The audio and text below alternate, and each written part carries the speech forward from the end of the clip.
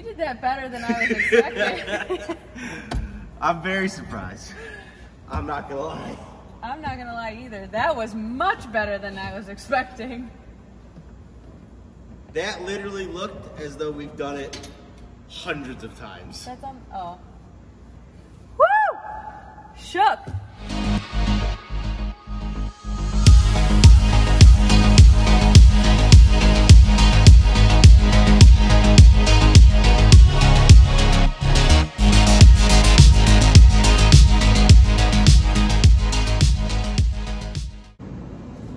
Hey guys, welcome to my channel. I'm That 1320 Chick, and in this video I'm going to be going over everything that you need to know if you're deciding on putting a roll bar or roll cage in your car. Everything is specific in this video to my car or what I did in my S550, but the information and the facts would be 100% through any car that you are thinking about putting a cage in. And nowadays you kind of have to think about this stuff a little bit more, because with an intake and a tune, your car might be running 9s already and you may need a cage. So I'm gonna start there. NHRA rules say that at $9.99 you need a cage. And I did not do one all season last year, and my car ran 9.1s and I needed a cage.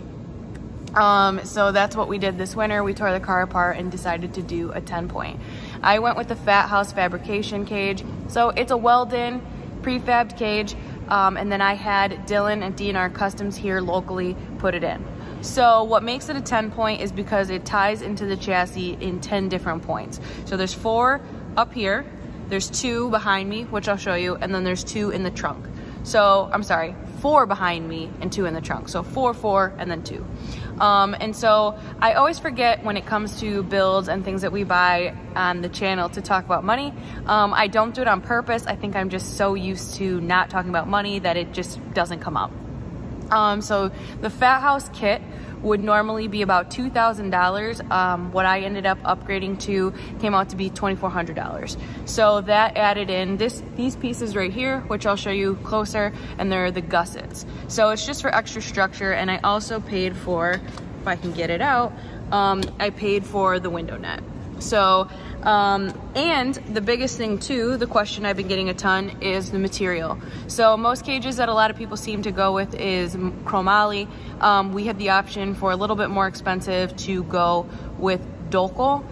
It was a $250 upgrade to go to that.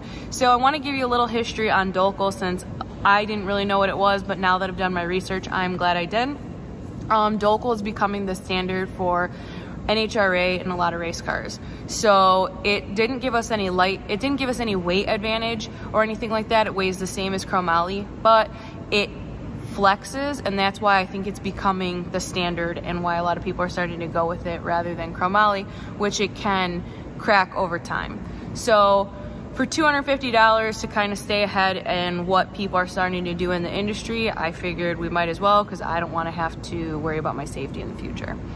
So a lot of welders and fabricators are preferring Dolkel because it requires a lot less prep, and it doesn't splatter or create hot spots at the welds. So there's a lot of good advantages to going with Dolkel over chromoly. So that was one reason we went with that. So I also went with the Fat House Fabrication pre-bent kit because of just how nicely it tucks away and how nicely it fits in the car. I had the opportunity to sit in a couple cars, and I just really liked how nicely it tucks up over here.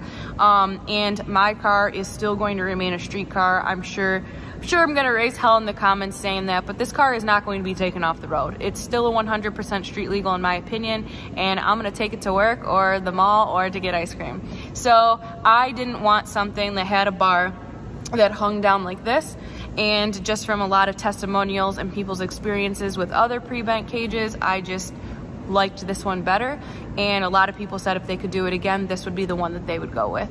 So I figured I would bite the bullet and do it right the first time.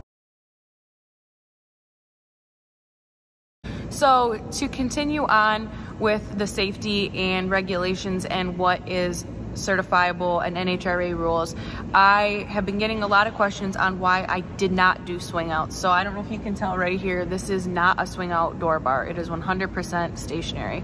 The reason that I did that was swing out, just to be clear, swing outs are certifiable until 850, so you can do them.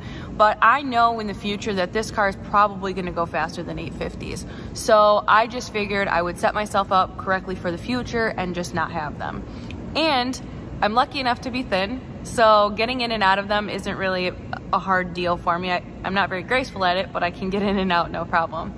And 2 or 3, I've seen a lot of, again, I read a lot about this in people's testimonials on what they thought issues that they've had and what they would do different in the future. And again, with this car being on the street still, I've seen people say that the door bars chatter really bad and they make a lot of noise. And if you were to get into an impact on the side, they can unbuckle and hit you. And so this bar comes right up to my shoulder, exactly where it's supposed to be. So if that unlatched, who knows what damage and where it would hit if something happened. So for me, I just wanted to make it as, in my opinion, safe as possible. So back to rules with NHRA. So this car is going to be 850 certified.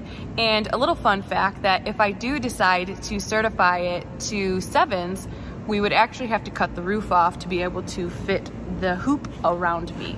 So we probably won't do that anytime soon. It'll be a while, but in the future, that's the process of what we would have to do. So please be careful.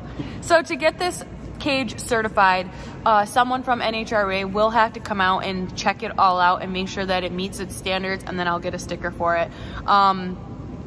Then I will have to get my NHRA license, so that'll be fun. And then I have to get somebody to watch my 3 passes and be able to certify me.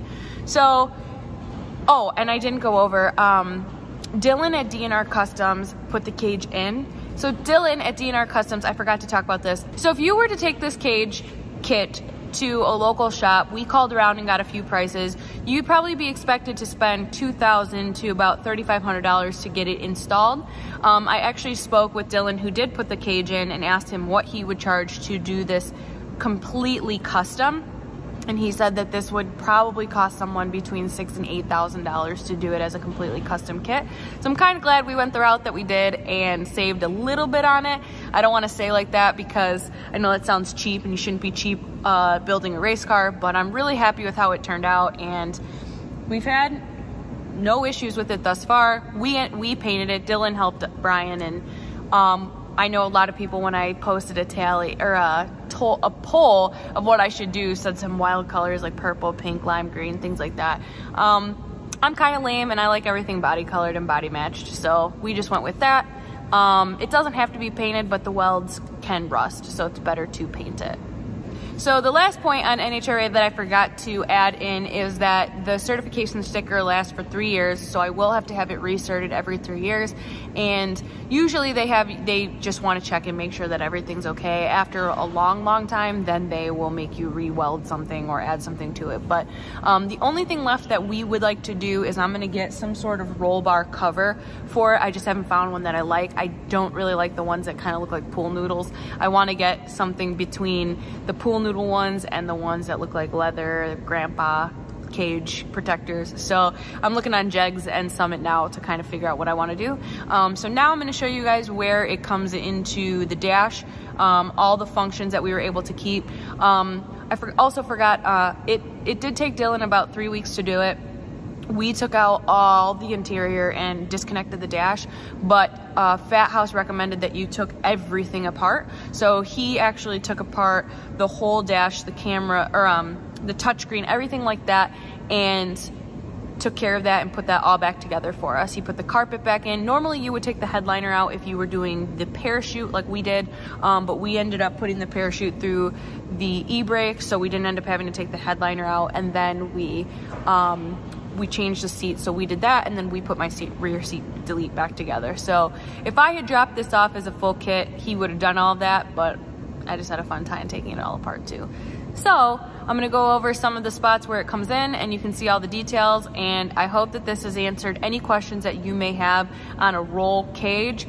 Just really quick, because I hear improper terminology pretty often, a roll cage is where it has a bar that ties in at the A pillar. Roll bars tie in only at the B. You're also required to have a bar that comes across the front under the windshield that ties the A-pillars together. So that's what makes it a roll cage versus a roll bar. Just want you to sound correct, because I had to learn all these things, and I want to help you to learn these things as well, because I feel like if I have this question, you probably had that question too. So I'm going to show you some details, and we're going to go from there. Normally when installing a cage, you see a lot of people will just cut a line right through here and just slide the dash on.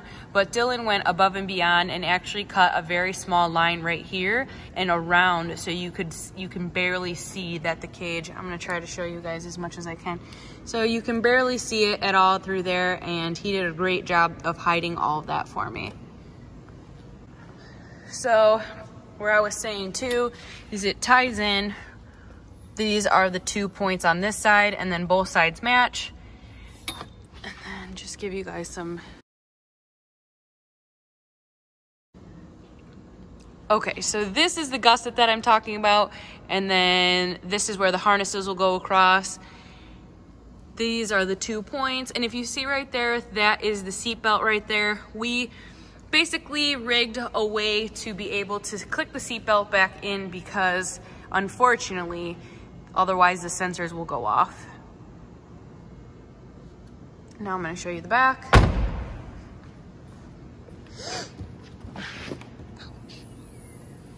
So a little bit of junk back here, but this is where it pairs in through the back, and then you can see through here a little bit, since it's dirty, it's been sitting for a while. You can see that it comes through this way. So this is my everything cage video. If you guys have any questions, anything I may have missed, any concerns or constructive criticism like I always ask, please leave it in the comments and I'll address it in a future video. But I am unbelievably thrilled with how this cage turned out. I can't even believe how beautiful it is for just some metal. I'm so excited, and I can't wait to get this thing back on the track finally. We will have an engine update soon, and we have 14 days left till Texas, so we'll see if we make it. Wish me luck, and I will see you guys soon.